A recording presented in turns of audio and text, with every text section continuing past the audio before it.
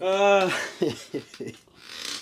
Stanley, normalement tu fais du divertissement à la base, Stanley. C'est bien de changer de concept de temps en temps. Du coup, voilà, je suis là pour ça, pour changer de concept. Du coup, petit bruit de pistolet. Alors, non, plus sérieusement, ça sera une vidéo beaucoup plus sérieuse que d'habitude.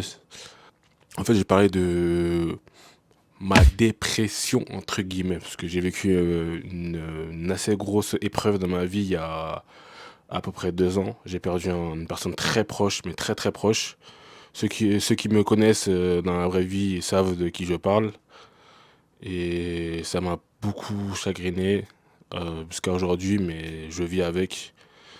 Et du coup, je fais cette vidéo pour peut-être potentiellement aider ou mettre des flammes, des paillettes dans vos vies. Des flammes, pas des flammes, mais des paillettes plutôt. Et peut-être pour aider certaines personnes qui vivent des choses similaires. Je dis pas que j'ai tout le malheur du monde, loin de là, mais je pense que je suis peut-être légitime d'en parler parce que j'ai vécu et tout simplement, voilà, j'aimerais peut-être aider certaines personnes qui sont peut-être dans la même situation que moi. Et du coup, cette épreuve là, j'ai vécu un décès et au début, ça m'a beaucoup chagriné, ce qui est tout à fait normal. Mais je suis rentré dans une espèce de dépression où je faisais des choses qui me ressemblaient pas. Et sincèrement, moi-même, je me connaissais pas. Je me connaissais pas de cette manière-là, de manière cognitive. Je sais pas si ça se dit, mais je le dis. Ou de manière, non, cérébrale, on va dire, de manière cérébrale. Et en fait, j'ai commencé à faire des choses qui me ressemblaient pas. Genre, je me suis mis à fumer. Pas boire, mais fumer de l'alcool. Fumer de l'alcool. Je me suis mis à fumer des substances qu'il ne faut pas fumer. Et, euh, et honnêtement, ça me ressemblait pas. J'avais des crises de nerfs. Je faisais des crises d'angoisse également. Genre, alors que moi, personnellement, je peux être stressé parfois, mais les crises d'angoisse, c'est assez rare. Et vis-à-vis de ça, alors là, je me suis un peu isolé aussi du monde, de ma famille, etc. Parce que je suis quelqu'un qui est très solitaire de base et qui aime se retrouver tout seul face aux épreuves. Je suis comme ça. Et je serai toujours comme ça. Après, je sais parler aussi, par contre, c'est important de parler. On a des amis qui sont faits pour justement nous écouter. Même si on croit que ça sert à rien, ça sert toujours de, de parler de ces moments de tristesse. C'est assez important et excusez-moi. Pour revenir au sujet, moi, comme je vous ai dit, je suis entré dans une frustration interne et je n'osais plus rien faire. J'étais bloqué, je fréquentais quelqu'un qui m'incitait à plus ou moins fumer, même si elle ne faisait pas exprès. Justement, elle a fait en sorte que je vais mieux et aujourd'hui, c'est en partie grâce à elle, cette personne-là, elle se reconnaîtra. Et je remercie aujourd'hui. Je n'ai jamais eu l'occasion de lui dire, mais je tiens à la remercier. Et qu'est-ce que je voulais dire? Et ouais, c'est ça. Et comme je vous ai dit, je suis rentré dans un cercle infernal. Et j'ai cru que j'allais jamais m'en sortir. Jusqu'au jour où je me suis mis à fumer quelque chose que je n'avais pas l'habitude de fumer. Et de base, déjà de base à la base, je suis pas fumeur. Déjà à la base, je suis pas fumeur. Et je me suis retrouvé dans un état comateux un peu, genre j'ai fait un malaise en plein tournage d'un clip, la honte de ma vie et justement la plus grosse leçon de ma vie également. Parce que ça m'a mis un électrochoc et je me suis dit que la personne que j'ai perdue, elle n'aurait jamais souhaité que je sois dans cet état-là. Ça a été un électrochoc pour moi et genre 2 semaines après, genre j'étais un peu vide.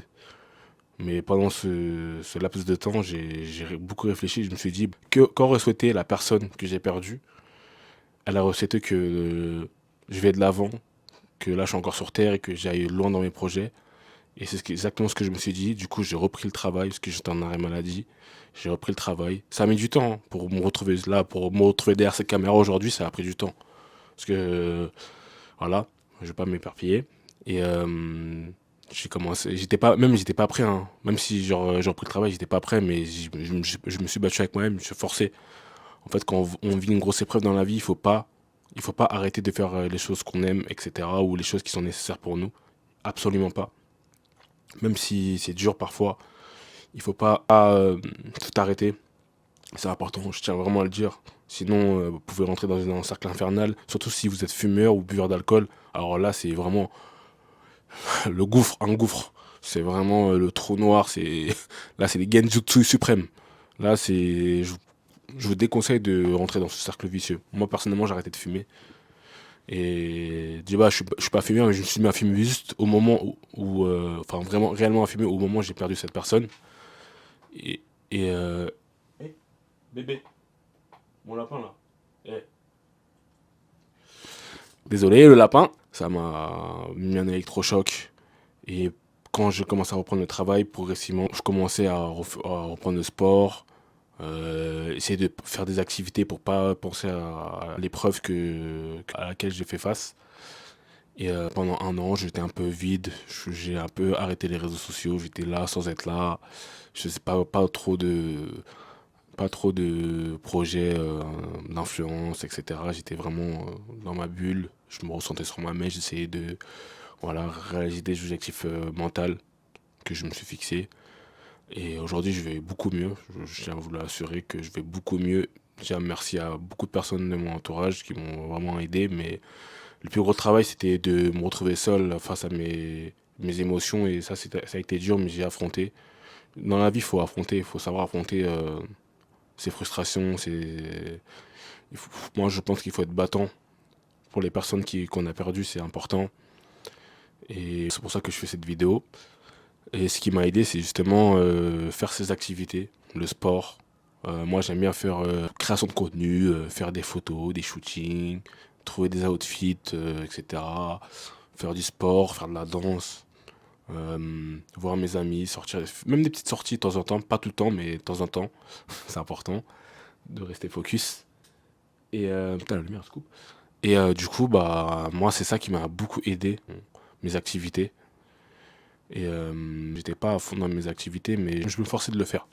De fil en aiguille, je me forçais de le faire à chaque fois. Je me forçais à la sortir, à faire du sport, faire des trucs, voilà, faire des activités, sans voilà, rester dans une promiscuité. Genre, ouais. Cette vidéo, à faire courte, c'est avant de faire des choses. Pour reprendre, on va dire, quand tu traverses une épreuve, il faut déjà être plus. Faire un travail mental. Faire un travail sur le mental, c'est important. Genre, tu peux, avant de reprendre des activités, moi, justement, j'ai fait ce travail mental. J'ai fait en un laps de temps, mais j'étais pas au prime de ce que je voulais, mais voilà, c'était ça qui m'a beaucoup aidé, ces actions-là. Et de fil en aiguille, c'est de relativiser. Il y a des jours, même aujourd'hui, il y a des jours, c'est pas facile, mais je relativise et je fais en sorte que la personne que j'ai perdue soit fière de moi. C'est important de le penser parce que ça vous aide énormément quand vous perdez quelqu'un. Même n'hésitez pas à consulter genre des gens qui sont qualifiés pour psychologue, etc. Moi personnellement, je vais être transparent avec vous, j'ai pas consulté de psychologue. J'ai fait ma thérapie moi-même entre guillemets. Je sais pas si c'est bien, mais en tout cas, je pense que les gens de mon entourage ou même moi-même, il y a des sujets sur lesquels, enfin, il y a des choses sur lesquelles je vais beaucoup mieux aujourd'hui. Et, euh, et c'est ça que je tenais à dire dans cette vidéo. C'est pour ça que là aujourd'hui je suis là, je vais mieux. On va rentrer dans la seconde partie. Il faut se fixer des objectifs. Il faut se fixer fixer des objectifs. Fixer des objectifs et réussir à les tenir sur le long terme. Moi, genre, personnellement, je devais passer le permis, je sais. J'ai 29 ans, mais oui, je passe le permis qui est maintenant. Et en fait, passer le permis, ça faisait partie de mes objectifs. Et justement, j'ai réussi justement à passer cet objectif d'avoir le permis, je l'ai eu. Je l'ai eu il y a pas longtemps d'ailleurs. Je tiens à me féliciter, hein, et merci. Et non, je rigole. Mais ça, c'est important aussi.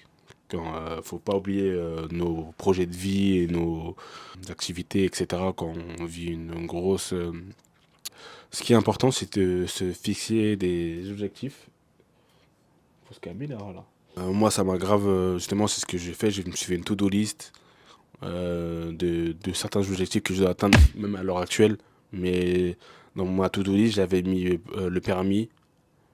Et ça, c'était un objectif premier que je me suis fixé. Il faut prioriser certains objectifs que vous donnez. C'est important. Et bah, justement, ça permet d'aller mieux. Ça permet de voir que, en fait, malgré ce qu'on vit, on avance. Et, euh, et ça, c'est important. La satisfaction excusez-moi, de travailler sur quelque chose et de atteindre nos objectifs, c'est important. Mes objectifs premiers également. Et aller de l'avant. En conclusion, je ne vais pas dire que c'est simple de traverser un décès, peine de cœur ou quoi que ce soit, peu importe. Mais je vous conseille vraiment de vous dire que dans votre tête, on est encore sur Terre. Et notre mission, c'est de devenir un homme, mais mentalement ou autre, quoi, ça dépend des personnes. Moi, personnellement, je préfère être prêt mentalement pour subvenir au, au projet que je me fixe. N'hésitez pas comme je le dis, discuter avec des personnes, notre maman, peu importe, des amis. Voilà, même n'hésitez pas, moi, venir me dire si vous allez mal et tout, on peut en parler. Moi, je suis quelqu'un qui aime bien et justement aider les personnes qui sont autour de moi, si l'occasion se présente. Voilà, je sais pas, voilà, mais si je peux faire quelque chose, je le fais, il n'y a pas de souci. Et voilà, ça sera la fin de cette vidéo. J'espère que cette vidéo vous aura plu. Voilà, c'est une petite vidéo à chaud. Enfin, c'est une vidéo comme ça que je voulais faire depuis longtemps. En plus, ça fait plus de 3 semaines que je suis absent. Bah, en fait, j'avoue, je suis un peu occupé. Comme vous voyez sur mon Insta, genre, je suis grave occupé, je fais grave des shootings, etc. Avec les partenariats, mais je vais essayer de garder un rythme. Je vais peut-être passer à moins de vidéos par mois, mais parce qu'à un moment j'étais à 4 vidéos par mois, là je vais peut-être passer à 2 pour avoir un contenu un peu plus qualitatif. Et voilà, essayer de m'améliorer sur YouTube, etc. Parce que j'avoue, je viens de commencer, j'ai peut-être des défauts. N'hésitez pas justement à me dire en commentaire, voilà, mais ce que je dois corriger sur mes vidéos. Parce que je sais que j'ai des problèmes d'élocution ou des problèmes d'orthographe à l'oral. Mais voilà, en tout cas, j'espère que cette vidéo vous plaira. Et n'hésitez pas à vous abonner, à liker et à me suivre sur Instagram. Et moi, je vous fais, j'aime pas dire ça, mais je vous fais plein de bisous. Et également, je vous souhaite un joyeux Noël, même si hélas aujourd'hui, je tourne le jour de Noël. Et je vous souhaite également une bonne année, un bon démarrage d'année 2024, c'est important. Et voilà, restez focus. Peace. A long time since I seen you there. I know I miss you bad. I know I miss you bad. Been a long time since I seen you there.